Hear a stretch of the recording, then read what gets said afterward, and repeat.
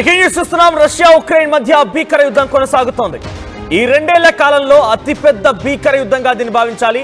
సుమారుగా 472 డ్రోన్లను ఉపయోగించి Russia Ukraine ని అతలాకుతలం చేసింది.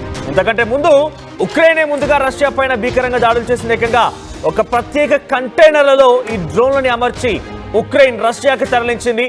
రష్యాలో సుమారుగా 4000 కిలోమీటర్లు దూరం వరకు చొచ్చుకెళ్లి ఉక్రెయిన్ భీకరమైనటువంటి దాడులకు పాల్పడింది. చాలా పెద్ద ఎత్తున 41 వైమానిక స్థావరాలపైన, వైమానిక ఏరోప్లేన్స్ పైన పెద్ద ఎత్తున ఉక్రెయిన్ మొదటగా దాడికి పాల్పడింది. అయితే ఈ దాడిలో ఇటీవల కాలం జరిగినటువంటి అతి భీకరమైనటువంటి దాడి రష్యా ఉక్రెయిన్ యుద్ధంలోనే అతిపెద్ద దాడిగా దీన్ని అభివర్ణిస్తున్నారు. రష్యాలోని వైమానిక స్థావరాల లక్ష్యంగా ఉక్రెయిన్ దాడికి పాల్పడింది. సుమారుగా 41 యుద్ధ విమానాలని పూర్తిగా కూడా రష్యా ధ్వంసం చేసింది. ఇకపోతే ఉక్రెయిన్లోని ఆర్మీ ట్రైనింగ్ సెంటర్ పైన రష్యా దాడి చేసింది. సుమారుగా 12 మంది సైనికులని హతమార్చింది. 60 మంది ఉక్రెయిన్ సైనికులు అందరూ కూడా చాలా తీవ్రంగా గాయాలయ్యారు. ఒకవైపు శాంతి చర్చలకు కొద్ది గంటల ముందే రష్యా భూభాగంలోకి 4000 కిలోమీటర్ల వరకు చొచ్చుకెళ్ళింది ఈ ఉక్రెయిన్. ఆ తర్వాత అక్కడ దాడి చేసింది.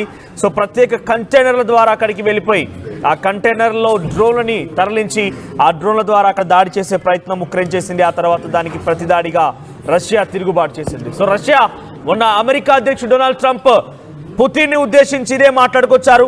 పుతిన్ని ఉద్దేశించి ఒక పిచ్చివాడు సామాన్యమైన జనాల యొక్క ప్రాణాలు తీస్తున్నాడని చెప్పినప్పుడు కూడా రష్యా చాలా క్లియర్గా ఒక ఇన్ఫర్మేషన్ చెప్పింది. చాలా క్లియర్గా ఒక అధికారిక ప్రకటన విడుదల చేసింది. మేము కేవలం ప్రతీకార దాడులు మాత్రమే చేపడుతున్నాం. ఎక్కడ డైరెక్ట్గా మేము వారిపైన దాడి చేసింది లేదు, వారి ప్రజలను దాడి చేసింది లేదు.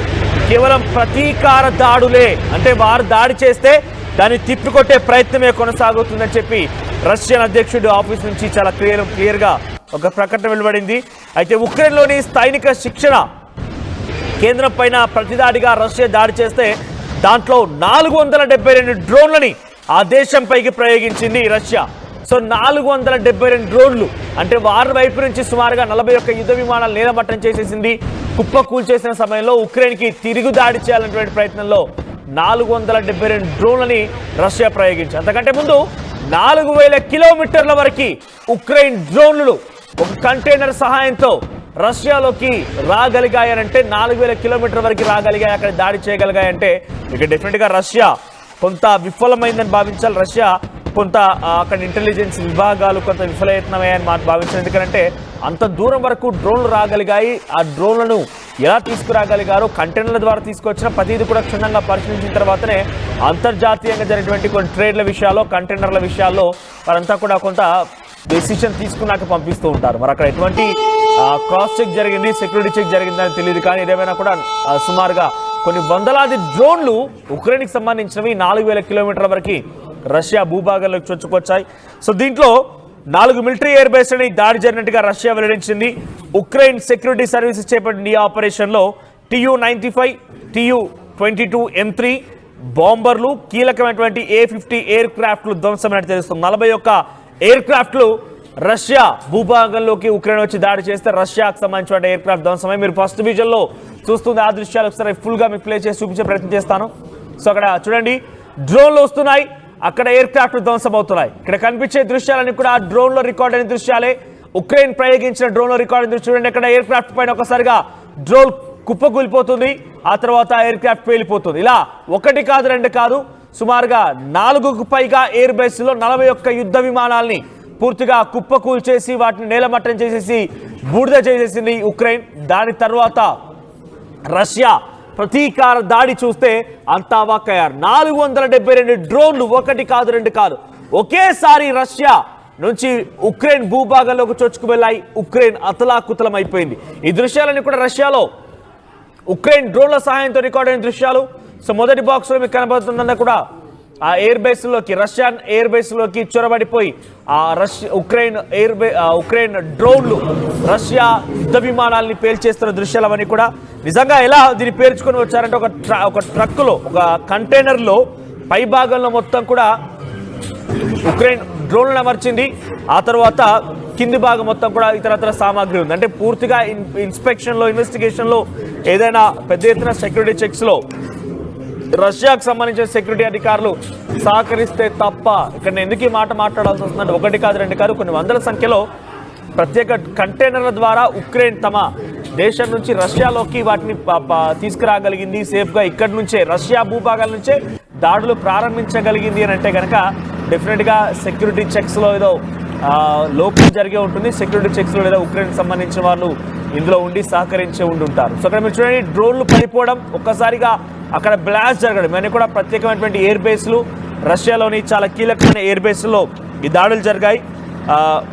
ముర్మన్స్క్, ఇర్కుట్స్క్, ఇవానోవా, రియాజన్, అమూర్ ఈ ప్రాంతాల్లో ఈ 4-5 ఎయిర్ బేస్ల్లో ముర్మన్స్క్, ఇర్కుట్స్క్, ఇవానోవా, రియాజన్, అమర్ ఈ 5 ఎయిర్ బేస్ల్లో దాడులు జరిగితే సుమారుగా 41 ఎయిర్ క్రాఫ్ట్లు పూర్తిగా కూడా ధ్వంసమయ్యాయి. అయితే ఒకవైపు శాంతి చర్చలు జరుగుతున్నాయి. టర్కీలోని ఇస్తాన్బుల్లో శాంతి చర్చలు జరుగుతున్నాయి. సో అటు రష్యన్ డెలిగేట్స్ ఇప్పటికే చేరుకున్నారు. ఉక్రెయిన్ డెలిగేట్స్ ఆల్రెడీ అక్కడ ఉన్నారు. ఉక్రెయిన్ డెలిగేట్స్ రష్యన్ డెలిగేట్స్ ని స్వాగతం పలికారు. సో అసలు ఈ యుద్ధానికి సంబంధించి కొంత ముగింపు పలకాలి, ఎటువంటి చర్చలు ఉండాలనే దానిపైన టర్కీ ఇస్తాంబుల్లో ఈ చర్చలు జరుగుతున్నాయి. టర్కీ వేదికగా ఈ చర్చలు జరుగుతూ ఉంటే ఒకవైపు ఈ రోజు ఆ చర్చలు జరగాల్సి ఉంది. ఆల్రెడీ అక్కడికి ఇరు దేశాలకు సంబంధించిన డెలిగేట్స్ చేరుకున్నారు. ఈరోజు ఇరు దేశాలకు సంబంధించిన డెలిగేట్స్ ఒకే వేదికపై పాల్గొని వారంతా కూడా రష్యా ఉక్రెయిన్ యుద్ధానికి ముగింపు పలికే విధంగా కొన్ని చర్చలు జరపబోతున్నారు. ఉక్రెయిన్ డిమాండ్స్ ఏంటి, రష్యా ఉక్రెయిన్ డిమాండ్స్కి ఎంత మేర స్వాగతించబోతోంది, ఇలా పలు రకాలుగా డిమాండ్స్ పెద్ద ఎత్తున ఇద్దరి మధ్య చర్చ జరగబోతున్న నేపథ్యంలో ఈ భీకరమైన దాడి ఒక్కసారిగా ఇరు దేశాలని వణికించింది. ఇరు దేశాలు మొత్తం కూడా ఒక్కసారిగా వణికిపోయాయి. ఇరు దేశాలంతా కూడా ఒక్కసారిగా అల్లాడిపోయాయి. ఈ నేపథ్యంలో రేపటి రోజున ఇంకా రష్యా యుక్రెయిన్ యొక్క యుద్ధం ఏ స్థాయిలో మారుతుందో తెలుసుకుంటేనే కొంత ఆశ్చర్యం వేస్తోంది. ఇప్పుడు జరిగినటువంటి ఈ 2 ఏళ్ల యుద్ధంలో ఇది చాలా భీకరమైనటువంటి మొదటి దాడిగా, ఇంతకు మించినటువంటి దాడి ఇంతవరకు జరగలేదు. ఇంతటి భారీ స్థాయిలో రష్యా ఉక్రెయిన్ పై దాడి చేయడం ఇదే మొదటిసారి. ఇది ప్రతీకార దాడి. ముందుగా ఉక్రెయినే తలగొక్కుంది, కావాలని కొరువుతో తలగొక్కున్నట్టుగా ఉక్రెయినే ముందుగా రష్యాతో తమ భూభాగంలోకి చొరబడిపోయి సుమారుగా 41 ఎయిర్ క్రాఫ్ట్లని ధ్వంసం చేసింది. 5 ఎయిర్ బేస్ల్లో అల్లకల్లోలను సృష్టించింది. చాలా చోట్ల వంతెనలు కూడా మీకు ఆర్టీవీ స్క్రీన్ పైన చూపిస్తున్న దృశ్యాల్లో కొన్ని చోట్ల రైల్వే ట్రాక్ల పైన దృశ్యాలు కూడా చూపిస్తాం. రష్యాలోని కొన్ని ప్రాంతాల్లో రైల్వే ట్రాక్ల పైన కూడా ఈ డ్రోన్లు ప్రయోగించడంతో మార్గ మధ్యలోనే రైల్వే ట్రాక్లు మొత్తం కూడా డిస్టర్బ్ అయిపోయి ట్రైన్స్ మొత్తం కూడా ట్రాక్స్ పై నుంచి తప్పిపోయి సుమారుగా అక్కడ కూడా చాలా మంది మరణించారు. సో రష్యా ఉక్రెయిన్ పైన చేసిన ప్రతీకార దాడికి సుమారుగా అక్కడ ఉక్రెయిన్లో 12 మంది సైనికులు మరణిస్తే 60 మందికి పైగా చాలా తీవ్రంగా గాయాలయ్యాయి. ఇంకా ఈ రష్యా ఉక్రెయిన్ యుద్ధం ఇక్కడితో ఆగేలా కనిపించలేదు. అయితే ఉక్రెయిన్ అమెరికా కలిసి రష్యాను ఓడించబోతున్నాయి అంటే ఎస్ నిజమే కాబోలు. ఎందుకంటే ఉక్రెయిన్ అధ్యక్షుడికి మొదట డొనాల్డ్ ట్రంప్ కొంత వ్యతిరేకంగా కనిపించాడు. ఉక్రెయిన్ అధ్యక్షుడు జెలెన్స్కీని ఆయన ఒక రకంగా పిచ్చోడు, నీ యొక్క అహంకారమే నీ దేశ ప్రజల యొక్క ప్రాణాలు తీస్తుందని చెప్పి ప్రపంచ దేశాల ముందు ఒక జోకర్ని చేసే ప్రయత్నం చేశాడు. కానీ ఆ తర్వాత అటు ఉక్రెయిన్కి పెద్ద ఎత్తున యుద్ధ సామాగ్రి కావాల్సి ఉంది, అమెరికా సపోర్ట్ కావాల్సి ఉంది. ఉక్రెయిన్ కూడా ఏం చేసిందనంటే తమ దగ్గర ఉన్నటువంటి కొన్ని కీలకమైనటువంటి కొన్ని మైన్స్ని అటు అమెరికాకు అప్పగించింది. సో అమెరికాకి ఆ ఉక్రెయిన్ మైన్స్ అప్పగించిన తర్వాతనే అక్కడ నుండి ఆ మైన్స్ అప్పగించిన తర్వాత అమెరికా ఉక్రెయిన్కి సపోర్ట్ చేయడం ప్రారంభించిన. అందుకే మొన్న మధ్య ఏకంగా రష్యా అధ్యక్షుడు పుతిన్ పైన డైరెక్ట్గా ఉక్రెయిన్ ఒక డ్రోన్ని ప్రయోగించి అధ్యక్షుడిని టార్గెట్ చేయబోయినటువంటి నేపథ్యంలో ప్రతీకార దాడిలో భాగంగా రష్యా అక్కడి కొన్ని ప్రాంతాలపైన దాడులు చేస్తే సామాన్యమైన జనాన్ని చంపుతున్నాడు, పిచ్చోడు అంటూ కూడా రష్యా అధ్యక్షుడు పుతిన్ గురించి మాట్లాడు. అంతేగాని రష్యా అధ్యక్షుడు పుతిన్ టార్గెట్ చేసి యుక్రెయిన్ డ్రోన్ ప్రయోగిస్తే దాన్ని తప్పుబట్టలేదు. కానీ రష్యా అధ్యక్షుడు మాత్రం ఎందుకు దాడి చేస్తున్నాడు తప్పుబట్టుకొచ్చాడు. అంటే ఇండైరెక్ట్గా అమెరికా తమకున్నటువంటి అక్కడ మైన్స్ని కాపాడుకున్నటువంటి ఆ క్రమంలో ఉక్రెయిన్ పైన కొంత సమత తల్లి ప్రేమ లేకుంటే ఒక తప్పనిసరి ప్రేమగా చూపిస్తోంది. కానీ డైరెక్ట్గా ఇక్కడ ప్రేమాపేదలు చూపించాల్సిన అవసరం అయితే లేదు. సో అమెరికా అందితే తల లేదంటే కాళ్ళు ఈ రకమైనటువంటి సిద్ధాంతంతో ముందుకు వెళ్తోంది. అమెరికా అధ్యక్షుడు డొనాల్డ్ ట్రంప్ యొక్క తీరు మనం చూస్తూనే ఉన్నాం. ఇండో పాకిస్తాన్ యుద్ధం సమయంలో కూడా ట్రేడ్ టాక్స్ కారణంగానే నేను యుద్ధేశాల మధ్య వాళ్ళ యుద్ధాన్ని ఆపగలిగాను, ఇప్పుడు రష్యా ఉక్రెయిన్ యుద్ధాన్ని కూడా అలా ఆపగలుగుతున్నానని చెప్పి ఆయన మాట్లాడుతూ పుతిన్ని దుర్భాషడం, పుతిన్ ఉద్దేశించి మాట్లాడుతూ పిచ్చివాడంటూ సంబోధించడం ఈ రకమైన వ్యాఖ్యలు చూసాం. తాజాగా మరోసారి ఉక్రెయిన్